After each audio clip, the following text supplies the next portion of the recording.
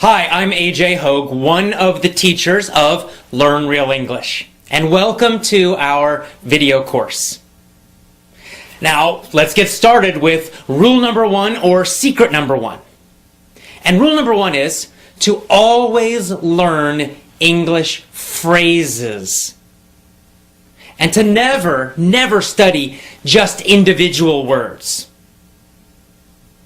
So, in this course, we're going to teach you a totally new way to learn English, a totally new way to study English so that you can speak English quickly, easily, automatically, powerfully, confidently. So, what's the old way of learning English? You know it because you learned it in school, you've been using it for years and years and years. You sit in a classroom, you've got a textbook, you memorize lists of vocabulary words, you study lots and lots and lots of grammar rules. You do lots of reading and little fake conversation drills and activities. And this is the traditional old way of learning English, but we have a totally new and different way of learning it. And we're going to teach you each part of that, one part every day for a full 7 days. So let's start with part one, secret one, rule number one. Learn phrases, not individual words. Now, of course, a phrase is a group of words. It's a group of words that naturally go together. This is very important. You see, when you only study individual words, you are doing a number of things that make learning difficult. Number one, when you study just an individual word, like a vocabulary, something in a vocabulary list, or even in your notebook, you write one single word and then you write the meaning or the translation. Here's the problem. That word has no connections to anything else. Therefore, it's difficult for your brain to remember it. That's why you have to keep repeating again and again. You look at that list and you try to memorize it. And then the next day you forget, and then you go back and you try to memorize it again, and again, and again, and again, and again, and maybe after a very long time you might remember it. But most likely, you're going to forget it, especially long term. And yet that's the way most students are learning English and studying vocabulary. Here's another problem with just learning single words. When you study just single words, you're not learning any grammar. But when you study phrases, you are actually learning grammar. It's a kind of an effortless, easy way to learn grammar. You don't need to think about rules. You don't need to think about anything. And yet, you will be learning correct grammar when you study groups of words instead of phrases. Let me give you an example of this. Let's just, take any phrase like, or I'll go to a simple sentence. He was a bad dog. He was a bad dog. Now, let's imagine that you're a new English student and, the word bad is new for you. Of course, I know you know it, but let's just imagine you go way back to the very beginning, your first year of learning English, and bad is a new word. Now, the normal way of studying that, you would write it down, bad, it would be in a little, a list, and then you would study, bad means not good, bad means not good. You'd probably translate it to your own language. And then after lots and lots and lots of time, maybe you would remember it.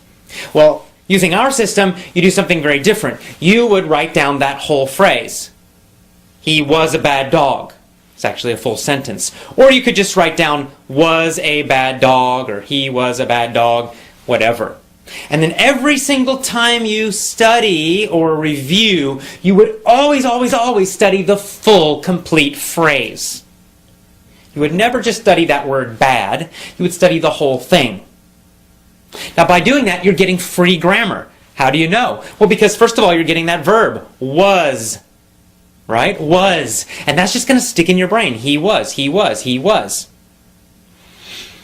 You're also learning articles. You don't need to remember what that means. You don't have to even worry about it. And yet you know that it's correct to say, in this situation, a bad dog. He was a bad dog. Some people say a. He was a bad dog.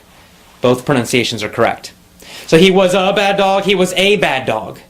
A lot of students have problems. When do I use or a? When do I not? When do I use the?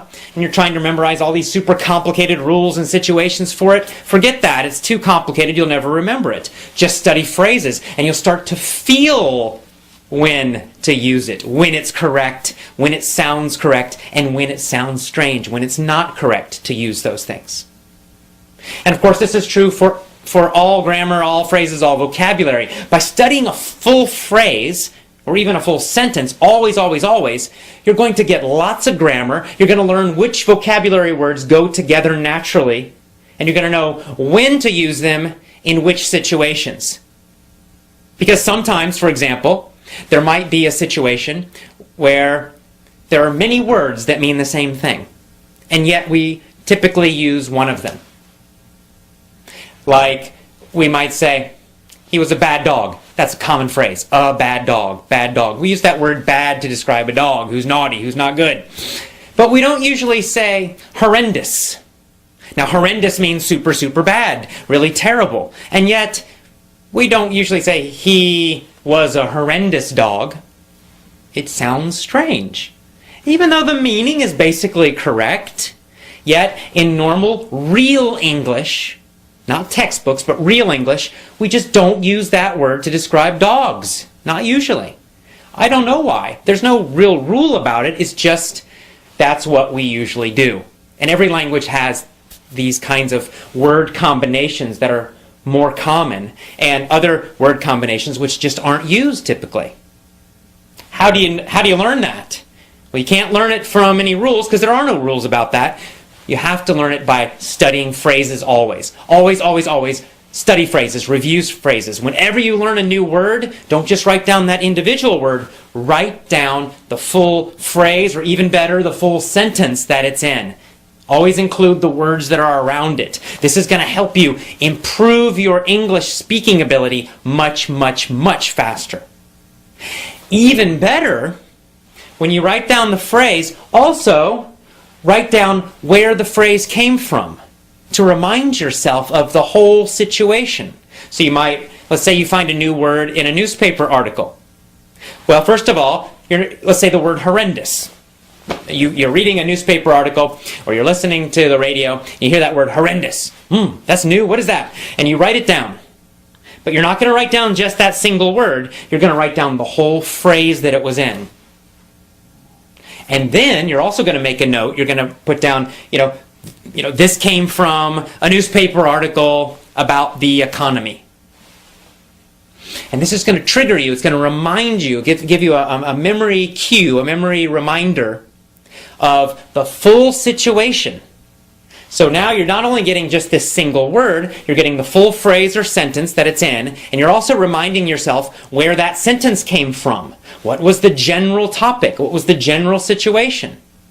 And in this way, you're getting a lot of extra grammar, which you're learning unconsciously, easily. You don't have to think about it, but you're learning it anyway. Your brain is learning it, even though you might not know that. And you're also learning when certain phrases and certain words are used and when they're not used. You're learning which situations it's used or they are used in, and you'll of course know that in other situations you don't use it. Because as you learn more and more and more phrases, you begin to get this feeling of correctness, and you begin to know when to use certain words, how to use them, and you're also how to use the grammar correctly as well. This is so important. It's such a simple, simple little secret, a simple little trick, a simple little rule, and yet it can totally change the way you speak English and learn English. It's very, very important. So never, never, never study just an individual word, one word. Always study the phrase or the sentence, and always, always, always make a note where it came from. And you want those phrases and sentences to come from real English, which we'll talk about more later, not from textbooks. Here's another advantage of studying phrases and full sentences and always knowing the situation that they came from.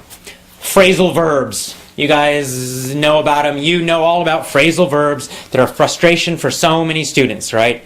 To be knocked out or knocked up have totally different meanings, right? Knocked out is a phrasal verb. It's a two-word verb. It's a verb phrase. And to be knocked out means to, like, it's like in boxing or sports. You get hit and you go, it's like you're asleep, right? Boom, knocked out on the floor. To be knocked up means to become pregnant. And we use that for women. Now, there's no way if you just look at the individual words to know the meaning. Right? Knocked out, knocked up. It's not logical. You just have to learn each one individually. But if you just try to study lists and lists and lists of phrasal verbs, you're going to become very confused. You'll start confusing one with the other. You're going to forget. And it's horrible, and you don't want to do that. It's not effective. It doesn't work. But if you learn those phrasal verbs from real situations, real sentences, real articles, real audios, real speech, and then you always study them in the whole sentence, so then you know the situation, right? If you get the whole sentence, the fighter knocked out the other fighter. And you're always studying that full phrase or sentence. The fighter knocked out the other fighter. You're going to just naturally know. You got that word fighter in there. Helps you to remember the situation. And it helps you to remember the meaning of that phrase, knocked out. Or you could say, the woman got knocked up by her boyfriend. Right? So now you're like, oh yeah, boyfriend. It gives you a clue, gives you an idea of the meaning of that phrase. And you'll know that you always use that phrase in situations that describe pregnancy. This is much better than studying lists and lists and lists of phrasal verbs. So, what's our first rule? What's our first secret? Always, always, always study phrases, groups of words. Always write down a note about where the phrase came from to remind you of the situation. And no more, never again, study just individual words. And that's all. That is powerful secret number one, rule number one for learning to speak fantastic, amazing English. Start using this rule immediately today. Okay? We'll see you tomorrow for rule 2. Bye-bye.